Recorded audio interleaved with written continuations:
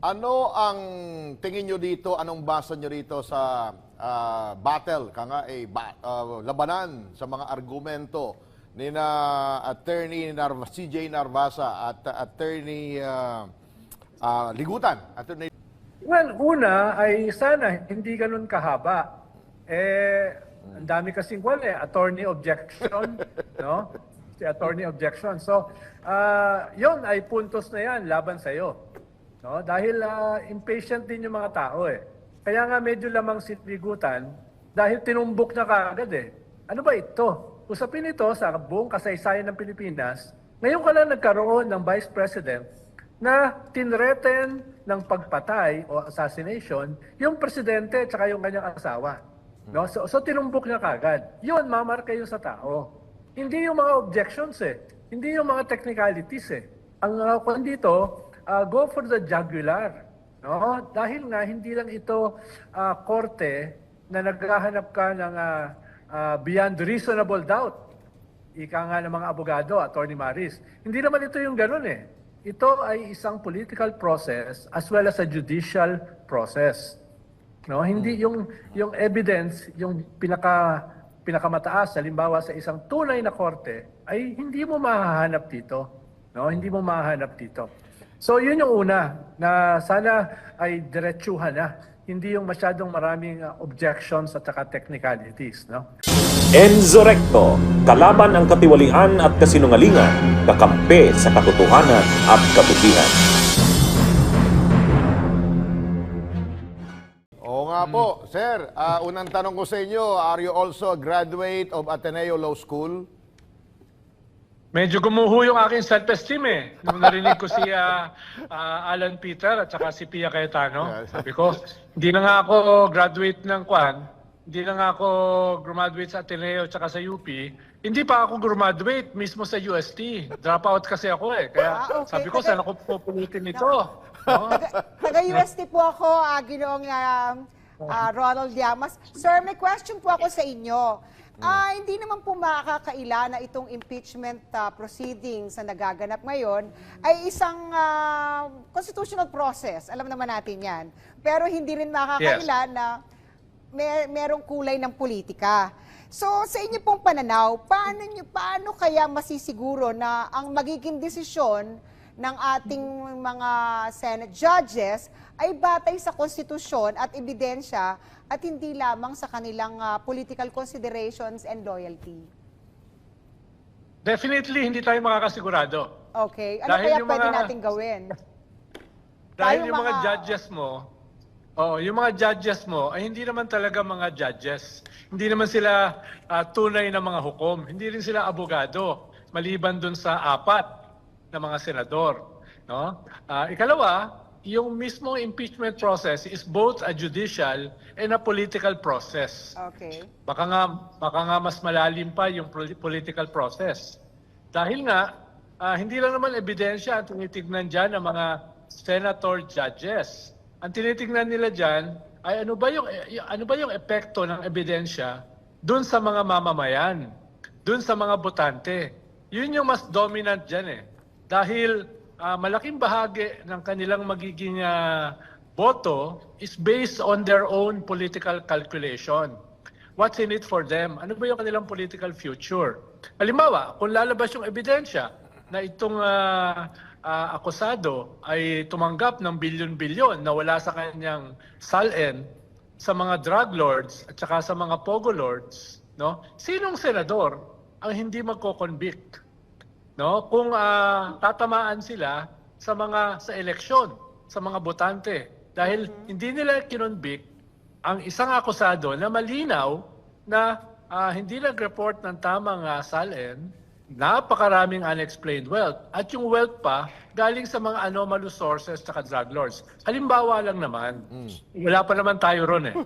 Pero diyan mo makikita na yung ebidensya ay sinusukat not because of the evidence, but yung epekto nito sa mga mamamayan at mga botante. So, yun lang yung nais ko ipaliwanag. So, ibig niyo po sabihin na Ginoong Llamas, nagsisimula na ang laban para sa 2028, ngayon pa lang? Of course, no? Yung ibang senador, titingnan nila dahil nasa number 1 sa survey yung akusado, siyempre kakalculate nila, mapapahamak ba yung aking political future pag naging presidente ito? No? Yung iba naman ay ang iniisip nila, dapat hindi maging presidente ito. Kung hindi, kinakailangan ko mag-migrate o umalis ng bansa dahil gagantihan ako nito. Oo. So, hindi ito purely judicial. May element na ito na political. At hindi lang political, yung kanilang political calculation para sa kanilang political future. Pwede mong sabihin na Attorney Maris at saka Gani na napaka-cynical naman. Pero hindi naman tayo nakatira sa kuweba eh. Diba? Nakatira tayo sa labas ng kuweba at ang inuulit ko, yung mga judges mo rito ay mga politiko themselves.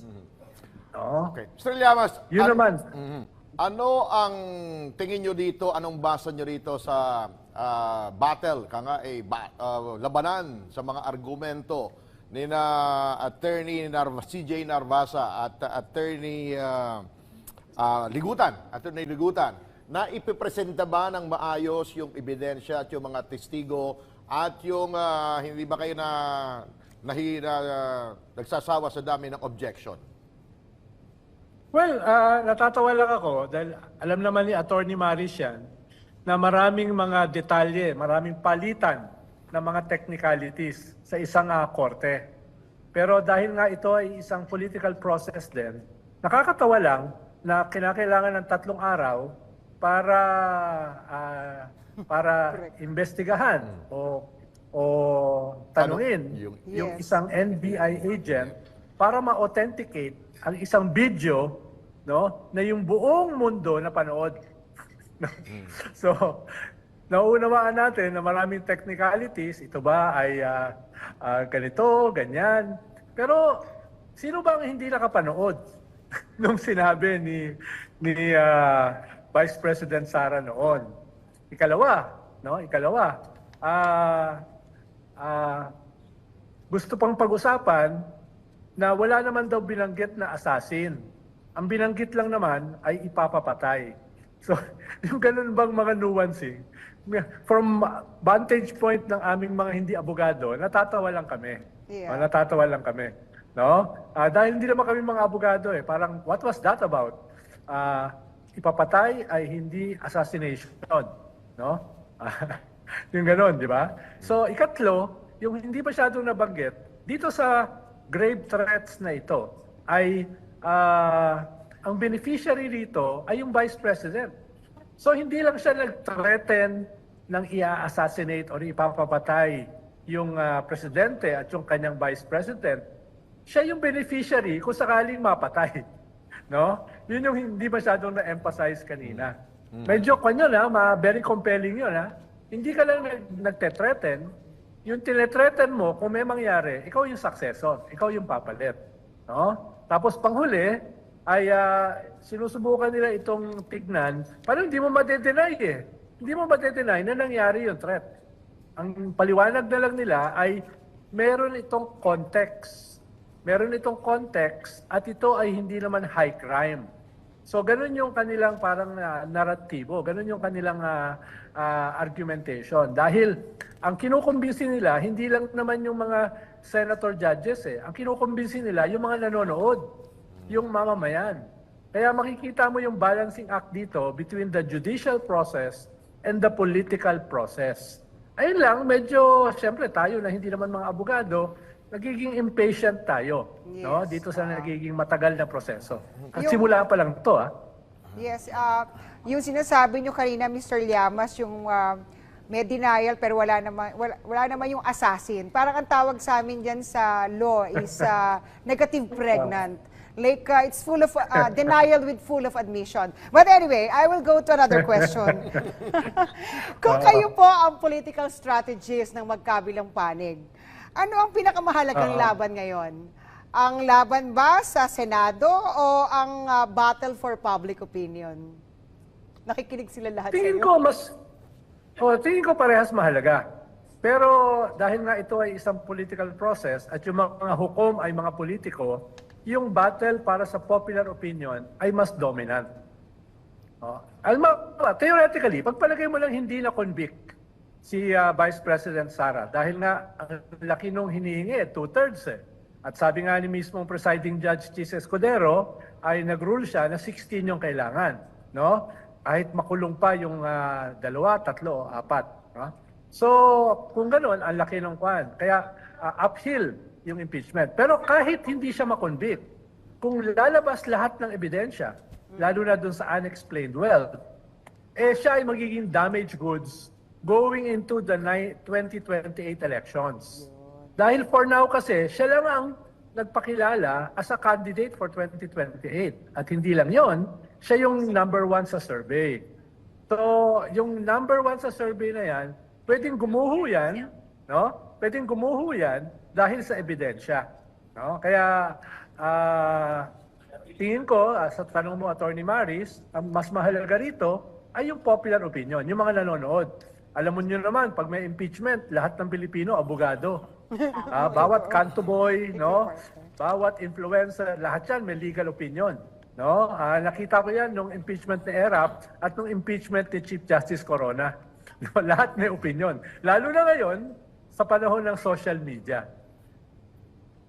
Sir Ronald, nabanggit ni partner dito yung public perception o opinion.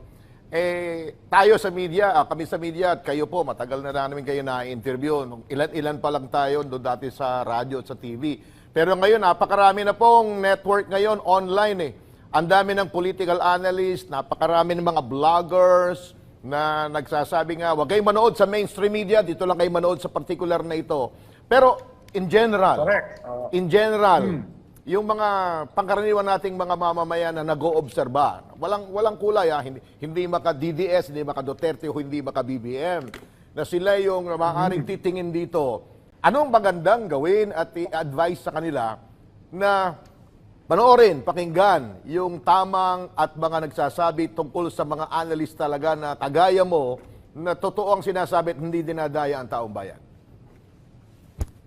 Well, una ay sana hindi ganun kahaba.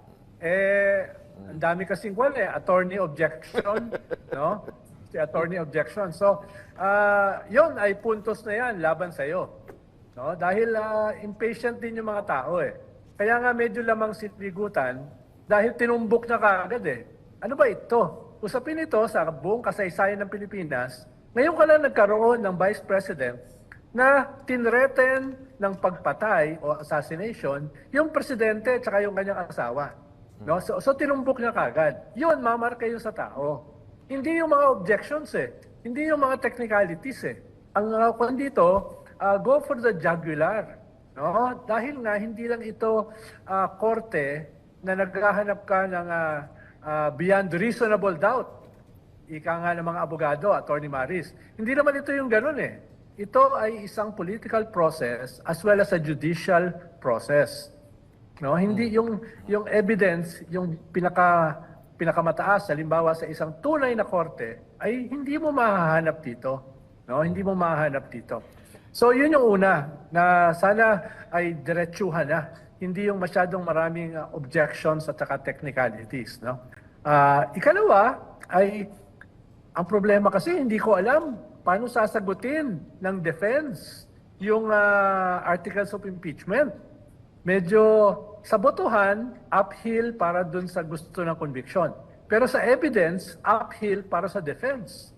Yung nakita ko na sagot nila dun sa 4 na articles of impeachment more than a week ago, walang kwan yun. Walang, pupulutin sila sa kangkungan nun. Yung grave threats daw ay freedom of expression.